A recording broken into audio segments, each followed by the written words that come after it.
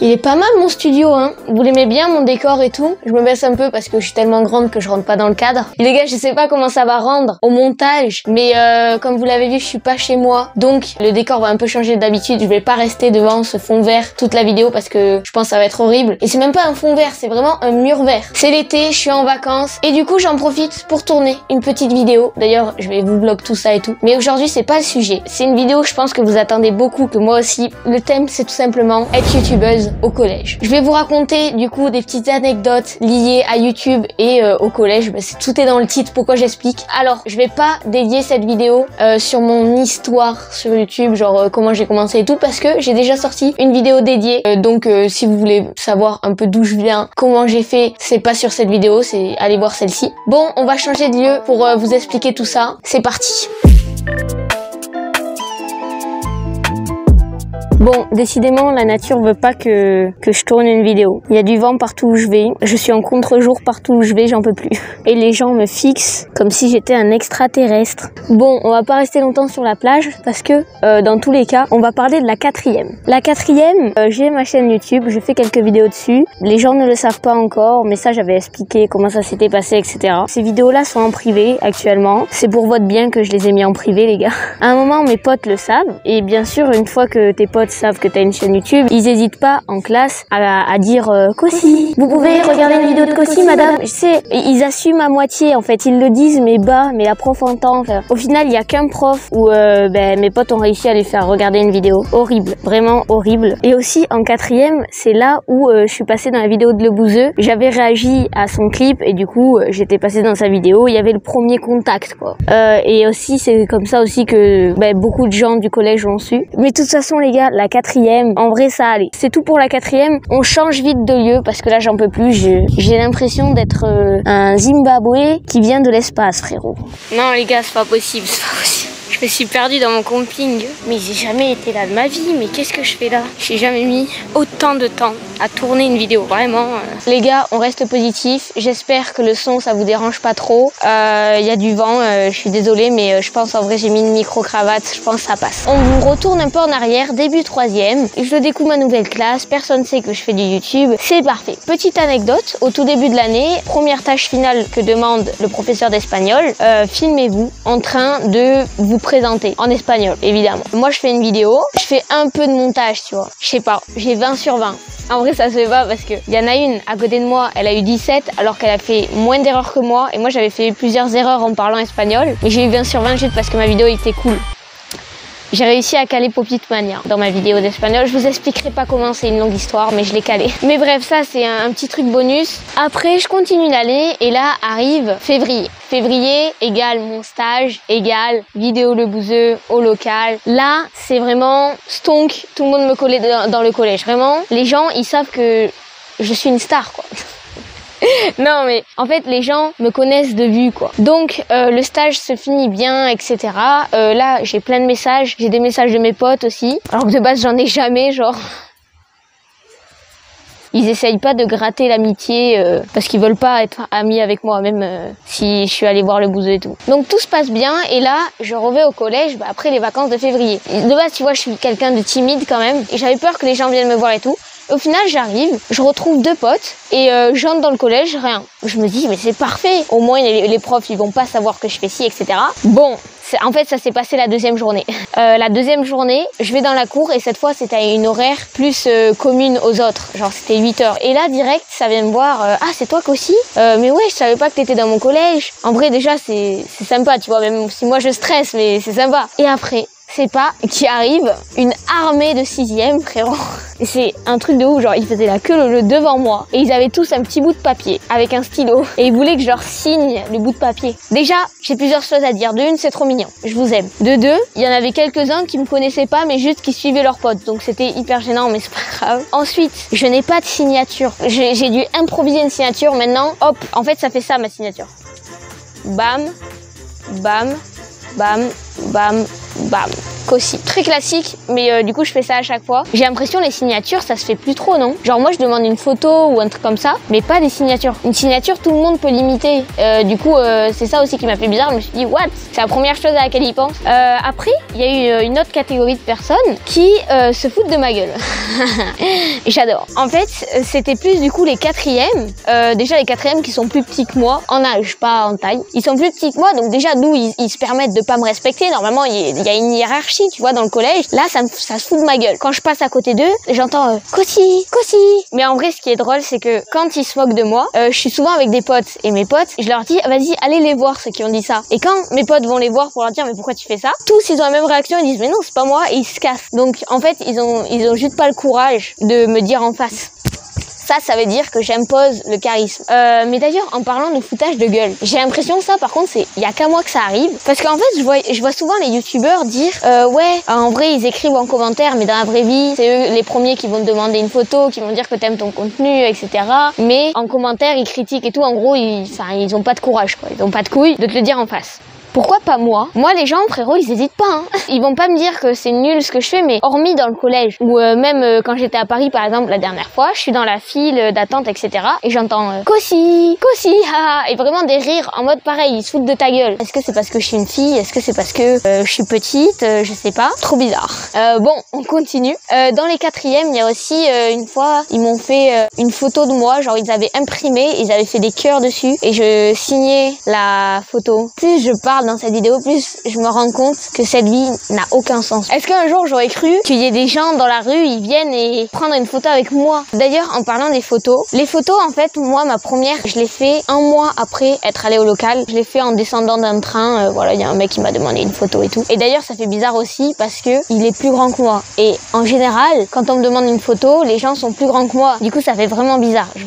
Et même pour la personne qui prend la photo, il doit mettre son téléphone comme ça en contre-plongée ou se baisser. Du coup, c'est pas trop l'attitude normalement d'un youtubeur. Genre normalement, un youtubeur, il doit avoir confiance en lui. Là, c'est tout l'inverse, vraiment. Vaut mieux être petite parce que tout ce qui est petit est mignon. Non, c'est pas ce que je voulais dire, mais bref. Ensuite, les photos, j'en ai pas fait énormément. J'en ai fait surtout au voyage quand j'étais à Paris. Là, j'ai dû en faire 25. D'abord des abonnés et surtout des adultes pour leurs enfants en fait. Oh, en vrai, j'aime bien, là, je vous raconte ma vie, mais je sais pas, j'ai besoin de le dire ça parce que c'est quand même hyper spécial. Après, j'en ai fait aussi devant mon collège, etc. Mais en fait, on vient pas forcément me demander une photo, mais on vient me demander si c'est bien moi qu'aussi. Oui, c'est moi qu'aussi. Et ils partent. Parce que oui, il y a beaucoup de personnes timides à chaque fois qu'ils viennent voir parce qu'ils me demandent et vite ils partent. Genre limite je suis en train de parler et ils partent. Du coup je continue ma vie mais tranquille hein les gars, je vous aime vraiment, c'est trop drôle. Maintenant les gars, on va rentrer dans le vif du sujet. Au collège et les professeurs. Au départ, il y en a pas forcément qui le savaient. Même je pense que le prof qui a corrigé le rapport de stage, je sais même pas s'il savait. Quoique, je sais pas, genre personne savait et tout, donc j'étais plutôt contente. À un moment, je dessine un dessin en art plastique et il fallait représenter notre vie. Et en gros, moi, mon dessin, je l'avais nommé Double Vie. Ouais, je suis un peu une poète, quoi. Double vie, t'as capté. Mais en gros, j'avais juste marqué ça. Et elle me rend mon dessin, elle dit ouais, Miss Double Vie. Quand elle dit ça, tous mes potes, ah, mais madame, elle a une chaîne YouTube, elle s'appelle Cossi, CO2SI. En vrai, c'est pas grave parce que ma prof d'art plastique, réaction hyper positive. Elle me dit, ouais, c'est de l'art ce que tu fais, de la créativité, etc. Donc elle prend hyper bien. Surtout qu'elle faisait partie du jury de mon oral du brevet. Donc à partir de ce moment-là, elle m'aimait bien. Et donc ça, c'est pas mal. Et même, elle m'a demandé à un moment, oui, qu'est-ce que tu penses de YouTube, etc. Donc, ouais, je peux dire que c'était ma prof d'art plastique parce que sa réaction, c'était hyper positif. Contrairement à un autre professeur, là, je vais pas dire la matière. Donc, j'étais à ce fameux cours et je sais pas comment, on est arrivé au sujet de Elvis Presley. En gros, ce professeur disait que Elvis Presley avait percé sans vraiment avoir de talent. Je sais pas, il disait que c'était juste parce que il avait imité une autre musique d'une autre origine. Enfin bref, il disait clairement, il a percé, mais il n'a aucun talent. Lui vient à l'idée de faire allusion avec une youtubeuse qui fait des vidéos sur YouTube et qui, juste parle à sa caméra, est en train de monter un dressing et vraiment n'a aucun talent. Vraiment, elle a aucun talent. Et là, elle fait des millions de vues et des millions d'euros. Des millions d'euros, mot pour mot, les gars, je vous jure. Donc moi, je me dis, trop bizarre, genre, c'est de moi qui parle, parce que moi, c'est pas les millions, frérot. Hein. Je suis partagée. Moi, je pense qu'il me faisait un clin d'œil. Mais il y en a certains qui pensent que non, c'était juste une coïncidence, qui parle d'une youtubeuse, comme ça. Les autres classes, il a pas du tout fait l'allusion avec une youtubeuse, mais vraiment, juste dans notre classe, il a fait ça. Je le prends bien, quoi. De toute façon, je me dis que grâce à lui, je raconte une anecdote, et que je vais faire des millions de vues et des millions d'euros. Bon, je sais pas quoi en penser. En plus, juste avant qu'ils disent ça, je venais de sortir la vidéo où c'était une sorte de vlog. J'avais pas trop d'idées, du coup, je montais une étagère. En fait, je vissais une étagère. Et lui, il avait dit monter un dressing. Donc, ça se ressemble un peu. YouTube buzz au féminin en plus, alors que de base, ben, naturellement, il pouvait dire au masculin et pas au féminin. Millions de vues, j'avais presque fait 1 million de vues sur ma vidéo au local. Ah là là! Moi, honnêtement, je m'en fiche, hein, mais j'étais un peu surprise, quoi. Moi, dans tous les cas, il y a aucun souci, il pense ce qu'il veut, chacun est libre. Mais moi, je suis pas un hater. Et en plus, il avait dit, oui, il y a une amie qui m'en a parlé. Donc à tout moment, c'est la prof d'art plastique qui lui en a parlé. Et c'est son amie. Pour moi, c'est évident. Mais vas-y, on sait jamais. Et d'ailleurs, on continue sur les professeurs. À un moment, c'était à peu près la fin de l'année, etc.